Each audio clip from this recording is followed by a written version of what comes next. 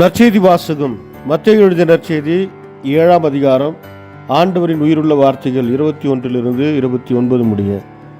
என்னை நோக்கி ஆண்டவரே ஆண்டவரே என சொல்பவரெல்லாம் விண்ணரசுக்குள் செல்வதில்லை, மாறாக விண்ணுலகில் உள்ள என் தந்தையின் திருவுளத்தின்படி செயல்படுபவரே செல்வர். அந்நாளில் பலர் என்னை நோக்கி, ஆண்டவரே ஆண்டவரே, உம் பெயரால் நாங்கள் இறைவாக்கு உரைக்கவில்லையா? உம் பெயரால் பேய்களை ஓட்டவில்லையா? உம் பெயரால் வல்ல செயல்கள் பல செய்யவில்லையா என்பர். அதற்கு நான் ஆண்டவரிடம், உங்களை எனக்கு தெரியவே தெரியாது, நெறிகேடாக செயல்படுபவரே என்னை விட்டு அகன்று போங்கள் என வெளிப்படையாக அறிவிப்பேன். ஆகவே நான் சொல்லும் இவ்வார்த்தைகளை கேட்டு இவற்றின்படி செயல்படுகிற எவரும் பாறை மீது தம் வீட்டை கட்டிய அறிவாளிக்கு ஒப்பாவர். மழை பெய்தது, ஆறு பெருக்கெடுத்து ஓடியது, பெரும் காற்று வீசியது, அவை அவ்வீட்டின் மேல் மோதியும் அது விழவில்லை, ஏனெனில் பாறையின் மீது அதன் அடித்தளம் இடப்பட்டிருந்தது. நான் சொல்லும் இந்த வார்த்தைகளை கேட்டு இவற்றின்படி செயல்படாத எவரும் மணல் மீது தம் வீட்டை கட்டிய அறிவிலிக்கு ஒப்பாவர். மழை பெய்தது, ஆறு பெருக்கெடுத்து ஓடியது, பெரும் காற்று வீசியது, அவை அவ்வீட்டை தாக்க அது விழுந்தது. இவ்வாறு பேரிழவு நேர்ந்தது. இயேசு இவ்வாறு உரையாற்றிய முடித்தபோது அவரது போதனையை கேட்ட மக்கள் கூட்டத்தினர் வியப்பில் ஆழ்ந்தனர். ஏனெனில் அவர்கள் தம் மறைநூல் அறிஞரை போலன்றி அதிகாரத்தோடு அவர்களுக்கு அவர் கற்பித்தார். இது வாழ்வு தரும் கிறிஸ்துவின் நற்செய்தி. கிறிஸ்துவே உமக்கு புகழ்.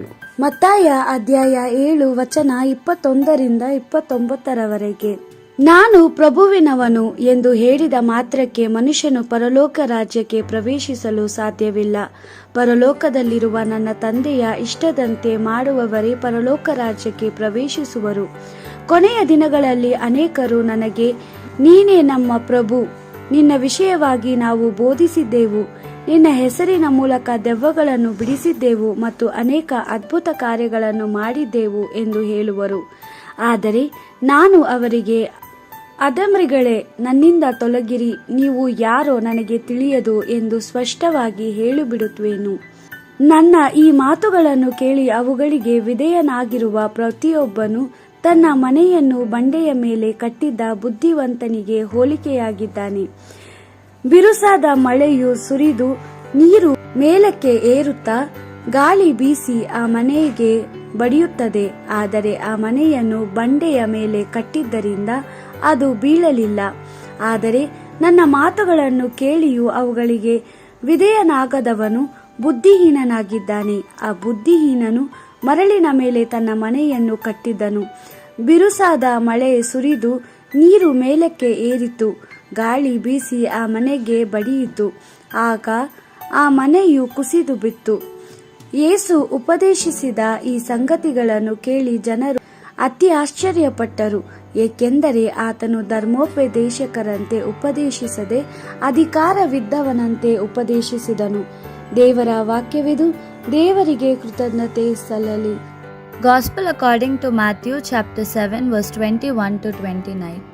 Not everyone who says to me, Lord, Lord, will enter the kingdom of heaven, but the one who does the will of my Father in heaven.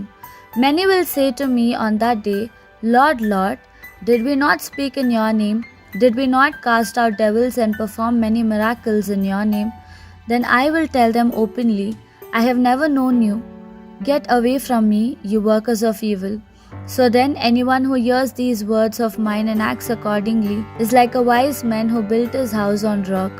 The rain poured, the rivers flooded, and the wind blew against that house, but it did not collapse because it was built on rock. But anyone who hears these words of mine and does not act accordingly is like a fool who built his house on sand. The rain poured, the rivers flooded, and the wind blew against that house, and down it went with a mighty crash. When Jesus had finished this discourse, the crowds were amazed at his teaching, because he taught with authority, unlike their teachers of the law. The Gospel of the Lord. Praise to you, Lord Jesus Christ.